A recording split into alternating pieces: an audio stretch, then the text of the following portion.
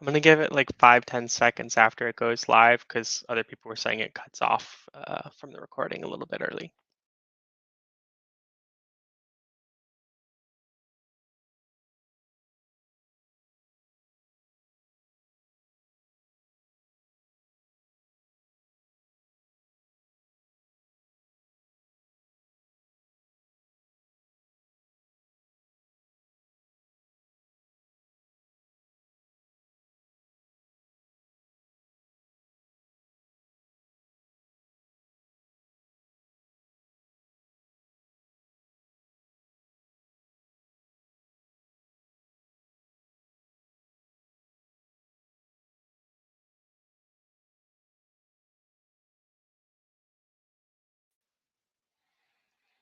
Welcome everyone. Welcome everyone. We're just gonna give a few more minutes for people to join.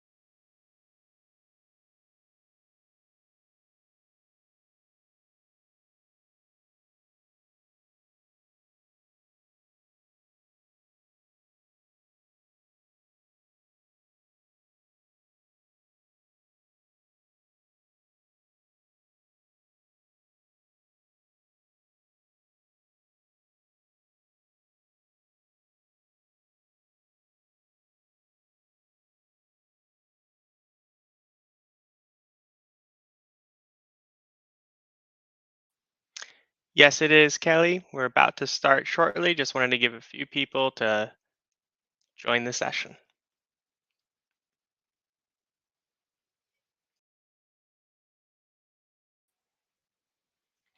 All right, let's go ahead and get started. Thank you, everyone. Happy BB Dev Days. I'd like to go ahead and pass the session over to our wonderful speaker, Katie Borgman.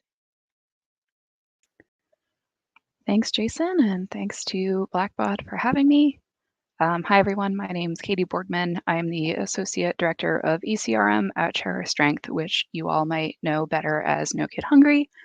In that capacity, I'm basically the administrator of our Luminate online instance, and I work closely with our CRM Razor's Edge team with revenue operations, finance, but also like the front end of it all with marketing.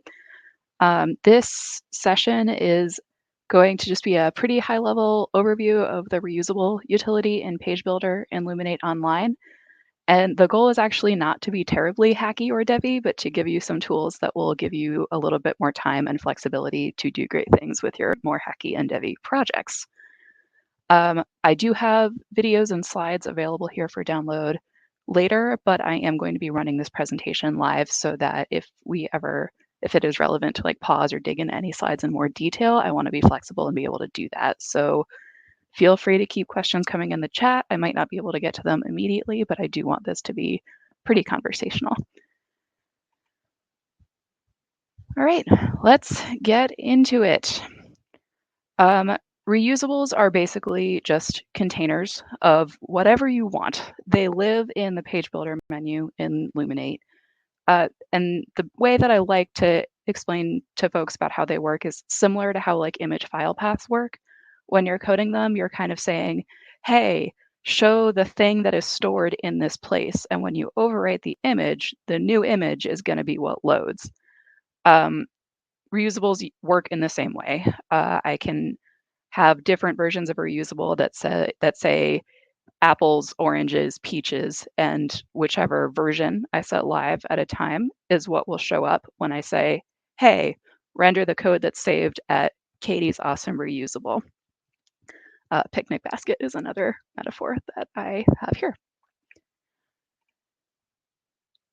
The most classic use case for reusables and the way that I learned them in my sordid history as a digital marketer for a digital agency is distance to goal language during really high volume email days like Giving Tuesday, end of year, end of fiscal year, organizational giving days, that sort of thing. your distance to goal is going to change throughout the day. And a lot of times you want that to be real data, but you don't have time to code your emails, clone out all the variants. If you're doing tests, clone all those test variants, build your audience queries, and queue for launch in the time where you are updating your dollar amounts. By using reusables, you are basically setting up a placeholder for the dollar amount that you're at. So, $5,000 away becomes 250 as your day goes on. You can use this again. It doesn't have to be dollars. It can be really any text string. It can be a lot of other things other than text strings, but for now we're talking about that. And we will get into what the setup looks like, but your reusable will just house different versions for each email send. So like your 9 a.m. send, your noon send, your 6 p.m. send, that will have your distance to goal, and then you just update it throughout the day. And this lets you uh, fully code and queue an email, even if you're not totally sure what the distance to goal will be. You can update that information right up until launch, although for the sake of your blood pressure, I do advocate not cutting it quite that close. In addition to just text strings, you can house blocks of text. You can house some inline CSS, buttons, entire paragraphs, things like that. I would caution a little bit because the more complicated your code block is, the more it opens you up to potential for conflict for whatever it's housed in. So if you have a reusable with code that's styled a certain way and you put it in an email or a landing page with like, I don't know, some sort of script or style sheet that is saying something different, that conflict can cause all kinds of weird rendering issues. However, um, if we want to continue our text example, but extend it a little bit, we can use it for entire text blocks. And we often use that at the end of an email campaign where you might not know whether or not you'll hit a match. So in this example, I have one paragraph where we hit the match and it is a full stop thank you. We have another paragraph where we are just trying to plug in one more donation CTA to try to recoup what we might not have been able to raise on whatever giving moment itself. But it is an open HTML caption, so you are limited by your ingenuity and your tolerance for risk.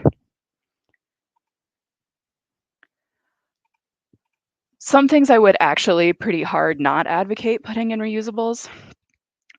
Any like freestanding asset that is better suited to be a landing page, you can still use Page Builder to do this, but consider when it might be useful for an asset to be like a freestanding landing page or just embedded in content that you're already making and build appropriately. Sometimes cases that sound like reusables at first blush might better be like conditional statements like, oh, we're looking for X donors from New England or X donors from Texas. That is a use case where you would probably want to conditionalize off of their residence rather than using a bunch of reusables to do. And I know you all would never do this, but industry pressures being what they are, it can be tempting to put ever increasing chunks of content into your reusables in the interest of being nimble. This road leads to typos, strategic weakness, and chaos.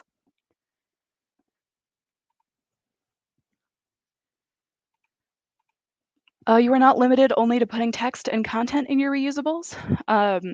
You might have to zoom in there, but again, the slides are available for download. You can house your JS, your CSS, your fonts. We house a lot of our Google Analytics bits and bobs, our data layer in reusables. When we need to make updates, we do it in one place in Page Builder rather than digging around under the hood of every single donation page that is currently live in our instance. Going back to content briefly, but calling it out separately because as a nonprofit person, I know how ubiquitous this is. Boilerplate. At No Kid Hungry, we have a stat where it's like 1 in X kids faces hunger. That stat has fluctuated a lot in my tenure at the organization, especially with all of the upheaval of COVID. By putting that in a reusable, we can again update that globally as we get new data. And I also just wanted to call out that although my first example was the email use case, and there is a lot of utility in using these and being able to queue your emails for launch, you can use reusables in pretty much any Luminate asset. So you can use them in donation forms, surveys, action alerts, what have you. You can even put reusables in like other page builders if you have like a freestanding little landing page somewhere that is making use of some sort of reusable content.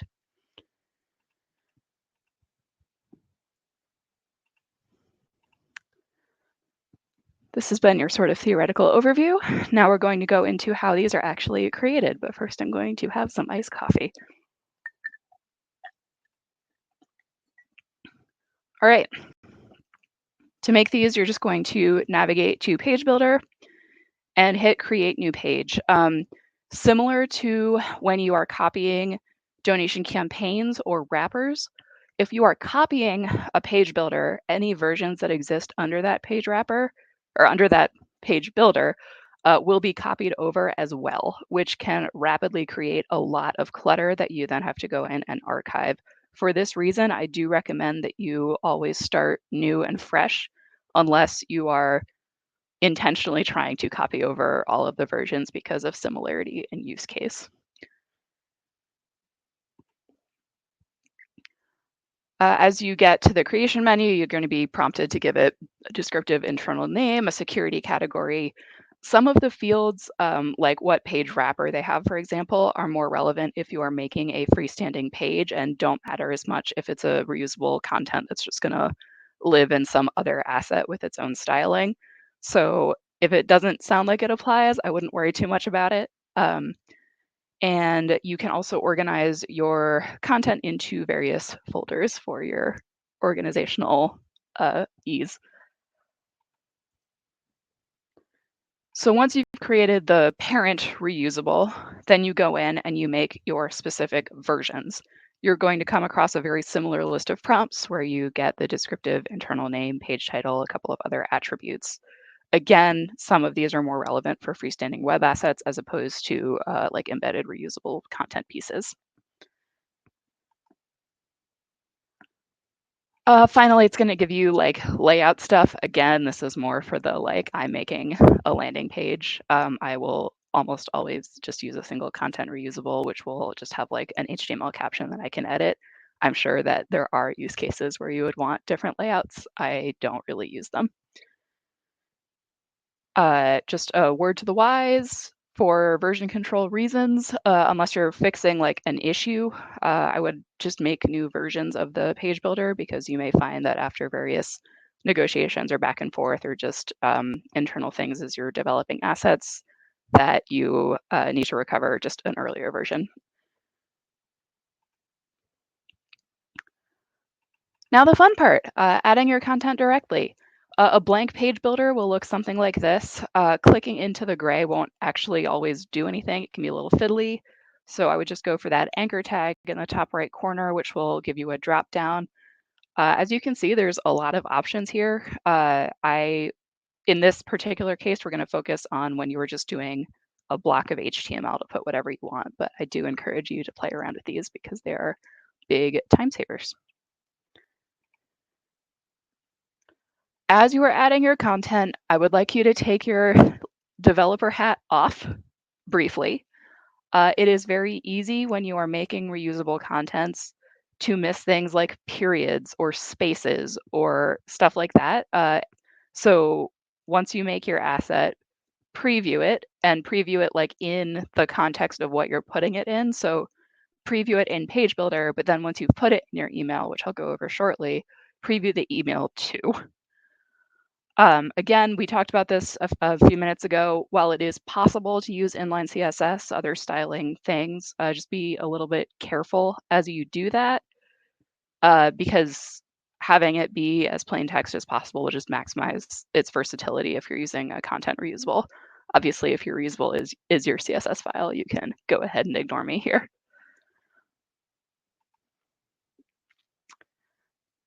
And my final and most important pro tip is always guess.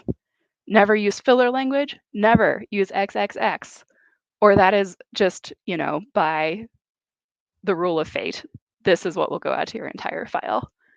Even making this example HTML file gave me hives, and I wish to spare you that sort of thing. Just make if you're doing distance to goal throughout Giving Tuesday, always use believable estimates. Stuff can fire off sooner than you anticipate. Mistakes happen.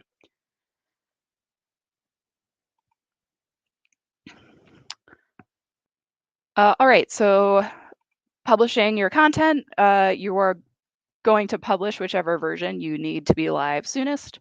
If you fail to publish anything, just nothing will show up. So in this PTAG example, if I didn't publish it, what will show up would be, thanks to you, we've raised enough to help provide meals to kids who need them, which in this case actually works grammatically. And I wanted to put in here. When it comes time to access your page builder, you just use your S51 tag and then the name of the page builder. You don't need to worry about version name. Whichever version is published is what will show up. There's also just a couple of housekeeping items and utilities that I wanted to touch on briefly. You know, keep your versions under the same reusable. No need to make multiple reusables for, like, again, going back to that distance to goal language, you don't need to make a new reusable for the 9 a.m. send, a new one for the 12 p.m. send, and so on, just as long as you are appropriately publishing the live versions at the right time. There's a ton of content folders. Do as I say, not as I do. My backend is not the cleanest. And again, it is often helpful to take your developer hat off and just think of like a human linguistic naming convention that makes it easy for you to search and then document and socialize that naming convention. In the config menu, you can restrict the ability to publish reusables without submitting it to approval to a designated admin. Or if you want to be a little bit more permissive, you can let folks publish, but you can always set up something so you'll be notified. I'm kind of the only person who's terribly active in this menu in my instance, but I can imagine this would be super useful for like chapter organizations or just larger organizations with more staff and vendors operating in Page Builder. And that's it. We got 12 minutes left. I would love to hear your questions or hear about what you are doing with reusables and with Page Builder generally. Thanks for being here, everybody.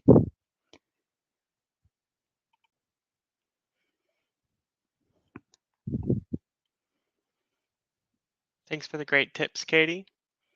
Guys, you can enter your questions in the Q&A section, or if you put them into the chat, we'll take a look at them as well. And before you head out of this session, I am going to drop a survey at the end of it. So please stay tuned for that. And with that, fire away with any questions that you have.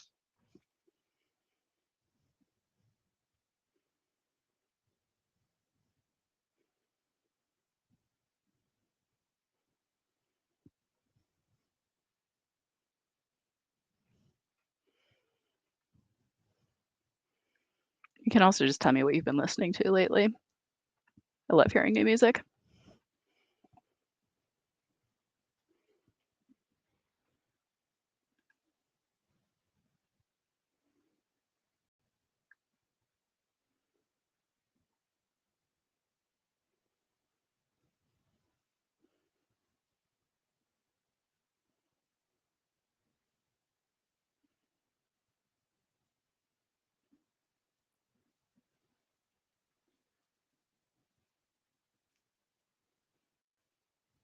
Does anyone have Nice. any use cases? Oh, here we go. Ah, nice, Kelly.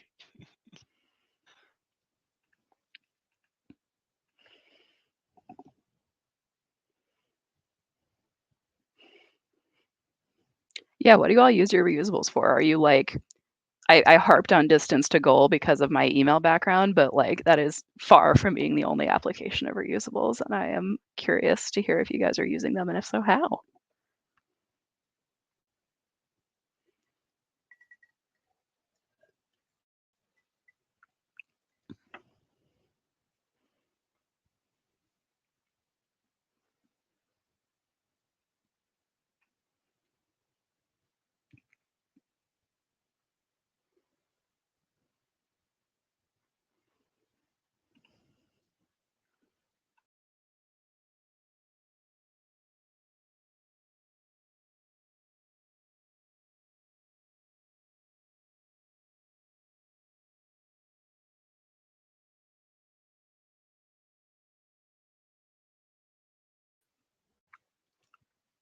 Well, I'm glad you're here. And if you ever want to go over anything as you're setting up, happy to connect. I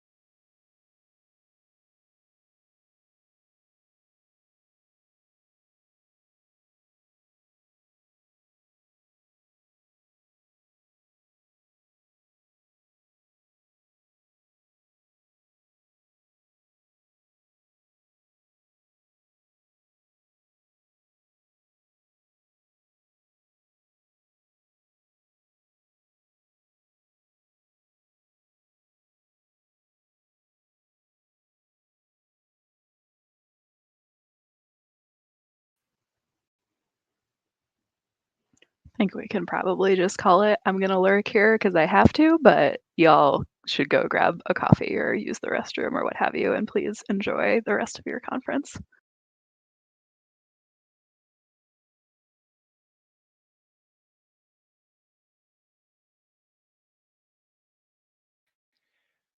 Just going to launch the survey real quick. Please feel free to fill that out if you have a second before you hop out. Thank you all.